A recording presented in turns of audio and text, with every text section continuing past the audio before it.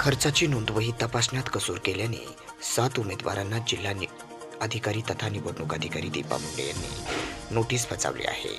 अशी माहिती आज मंगळवार दिनांक 7 मे रोजी सकाळी 10 वाजता माध्यमांना दिली आहे.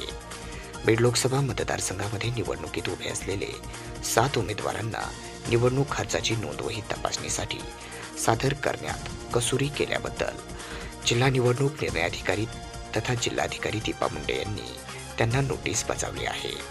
नोंदवही लेखाची प्रथम तपासणी न करणाऱ्या उमेदवारामध्ये करुणा धनंजय मुंडे, शेषराव चोकोबावीर तसेच गोकुळ बापूराव सवासे, प्रकाश भगवान सोळंके आणि राजेंद्र अच्युतराव होके, शेख तौसिफ अब्दुल सत्तार, शेख एजाज शेख उमर यांची नावे आहेत.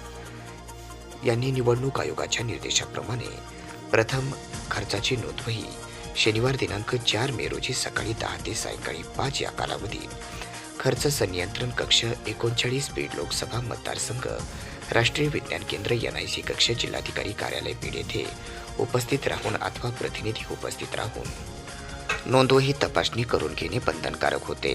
जे उमेदवार अभिलेखाची तपासणी करण्यास आलेले नाहीत अशा उमेदवारांना लोकप्रतिनिधी अधिनियम 1951 कलम 77 अन्वये निवडणूक खर्चाचा हिशोब ठेवण्यात कसूर केल्याचे निदर्शनास आल्याने 7 उमेदवारांना नोटीस बजावण्यात आली आहे.